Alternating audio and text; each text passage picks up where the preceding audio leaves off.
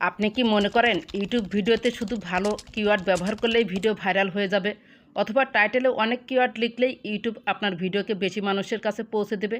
তাহলে আজকের ভিডিওটি আপনার জন্য খুবই গুরুত্বপূর্ণ, কারণ ইউটিউব এসইও নিয়ে এমন অনেক কথা প্রচলিত আছে যেগুলোর কিছু সত্য আবার কিছু সম্পূর্ণ ভুল। অনেক ক্রিয়েটর টাইটেলে প্রচুর কিওয়ার্ড ব্যবহার করেও ভিউজ পান না, আবার এমন ভিডিও রয়েছে যেগুলোর টাইটেল খুব সাধারণ হওয়া সত্ত্বেও লাখ লাখ এমনকি কোটি কোটি ভিউজও পেয়েছে। তাহলে আসল প্রশ্ন হলো 2026 সালে একটি কন্টেন্টের জন্য টাইটেল এবং থাম্বনেল আসলে কতটা গুরুত্বপূর্ণ, আর এগুলো কিভাবে ব্যবহার করলে আপনার ভিডিওতে বেশি মানুষ ক্লিক করতে আগ্রহী হবে। চলুন বিষয়টি একদম সহজভাবে বুঝে নেওয়া যাক। প্রথমে আসে টাইটেল নিয়ে। একজন অডিয়েন্স যখন ইউটিউব খুলে ভিডিও দেখতে শুরু করেন, তখন আপনার ভিডিওর থাম্বনেল এবং টাইটেল এ দুটি প্রথমে তার চোখে পড়ে।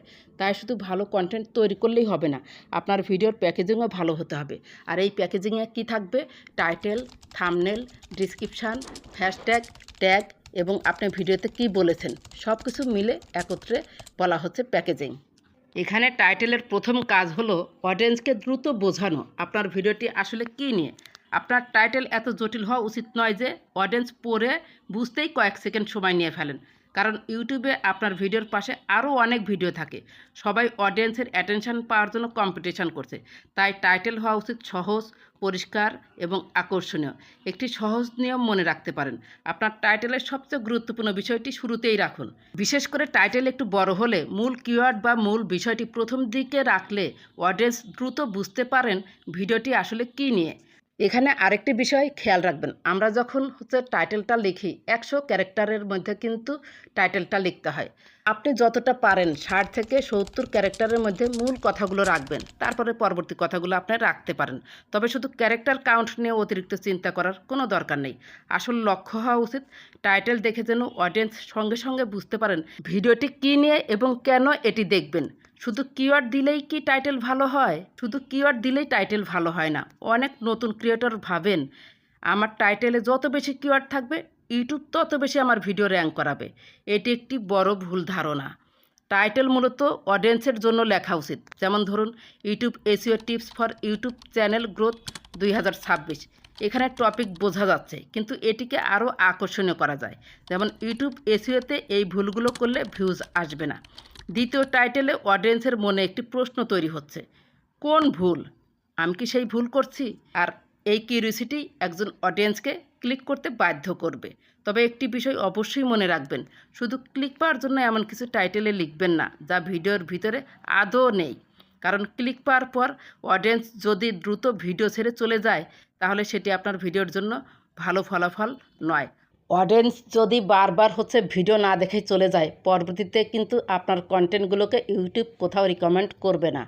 এবার আসি থাম্বনেল নিয়ে। ইউটিউবের থাম্বনেল হলো আপনার ভিডিওর প্রথম ভিজুয়াল ইমপ্রেশন। একজন অডিয়েন্স আপনার ভিডিও সম্পর্কে কিছু না জেনেও থাম্বনেল দেখে সিদ্ধান্ত নিতে পারেন এই ভিডিওটা আমি দেখব কি না। তাই থাম্বনেল সুন্দর হলেই হবে না, এটি এমন হতে হবে যাতে ছোট স্ক্রিনেও সহজেই বোঝা যায় আসলে এই ভিডিওতে কি আছে। থাম্বনেলে অতিরিক্ত লেখা ব্যবহার করবেন না, বরং কয়েকটি শক্তিশালী শব্দ ব্যবহার করবেন, যেমন 5টি ভুল অথবা ভিউজ কেন নেই অথবা এই ভুল করবেন না। থাম্বনেলের কাজ পুরো ভিডিওর গল্প বলে দেওয়া নয়, এর কাজ হলো অডিয়েন্সের অ্যাটেনশন নেওয়া এবং ক্লিক করার আগ্রহ তৈরি করা।